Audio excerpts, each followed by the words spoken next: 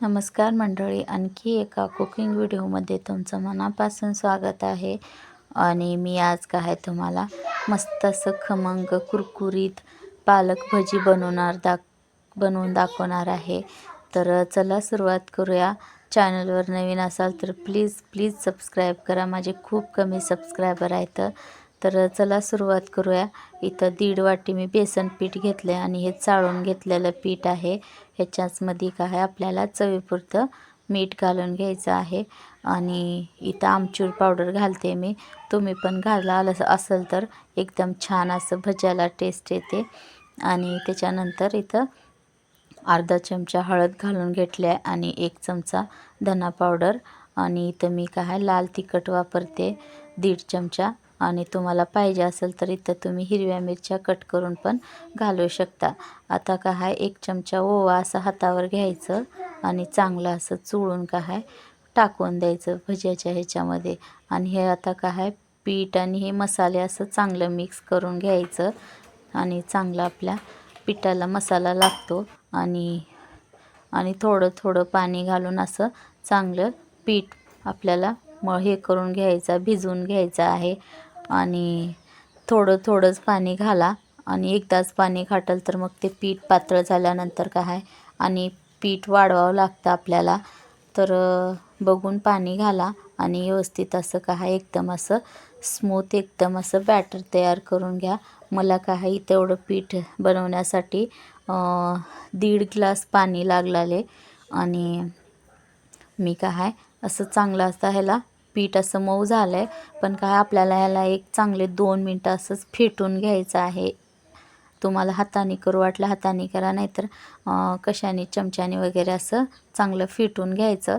आणि ह्याला झाकून असंच एक 15-20 मिनटं ठेवून द्यायचं, जेणेकरून आपलं बेसन पीठ काय असं चांगलं फुलून येतं.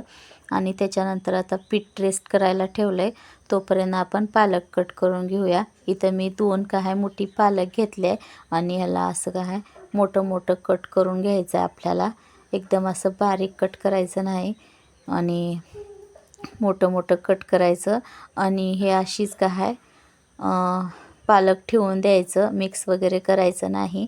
आणि मी इथं काय पूर्ण पालक असं कट करून घेते, तुम्ही बघू शकता. आणि माझे काय एकदम मोठे पानं आहेत आणि बारीक वगैरे पालक अशी नाही आहे. तर इकडं पालक कट करून झालं आहे. आणि इकडं तेल पण असं तापायला ठेवून देते. तेल इकडं तापायला ठेवलं आहे आणि इकडं पीठ पण आपलं काय चांगलं फुलून आलं आहे. आणि आपण असं कट केल्याला जशास तसं ठेवलं आहे ना. आणि हे आता मी पीठ असं मिक्स केल्यानंतर बघू शकता तुम्ही किती असं मस्त काय फुललं आहे.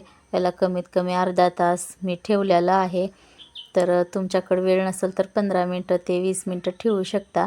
आणि ते पालकाची असं जुडी उचलायची आणि ह्याच्यामध्ये असं ह्या पिठामध्ये असं घालायचं. आणि जसं आपण वडे कसं बनवतो तसंच असं बुडवायचं आणि हे तेलामध्ये सोडून द्यायचं. आणि असं केल्यामुळे थोडंच पीठ काय पालकाला लागतं. आणि काय मस्त असे टाकून काय मीडियम गॅसवर असं पकवून घ्यायचं, तळून घ्यायचं भजी. आणि एकदम असं छान होत्यात, कुरकुरीत बनतात. आणि असं बनवल्यामुळे काय जास्त बेसन लागत नाही, पालकाला थोडंसंच बेसन लागतं. आणि मी आता एक घणा केला आहे आणि तुम्हाला बघू शकता इथं किती मस्त असं पालक पण दिसते आणि थोडंसंच पीठ लागले आपल्या भज्यांना. तर हे असंच बनवून हे बघा तुम्ही इथं किती मस्त असं भजे बनल्यात, मोठे जसं बाजारात अशीच भेटतात तशी भजे बनवून तयार झाल्यात. मी दुसरं पण काय घणा असंच तळून घेतलं आहे. आणि हे पण बघा तुम्ही किती मस्त असे झाल्यात. तुम्हाला काय हे थोडेसे थंड झाल्यानंतर काय मी हातावरती चुळून पण दाखवते.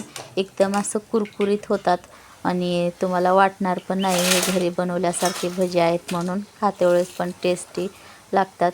तुम्ही हातावर बघू शकताय कसं असं चुरा होतात, पूर्ण एकदम क्रिस्पी झाल्यात. आणि ह्याला काय तुम्ही चटणीबरोबर काय सॉससोबत खाऊ शकता. आणि एकदम असं छान. पोरींना सुट्टी आहे, पुण्याला काय खूप सारा पाऊस पडतोय. आणि पुण्याच्या काय सरकारने पुण्यामध्ये शाळांना सुट्टी दिलेली आहे. खरं तर हाच काय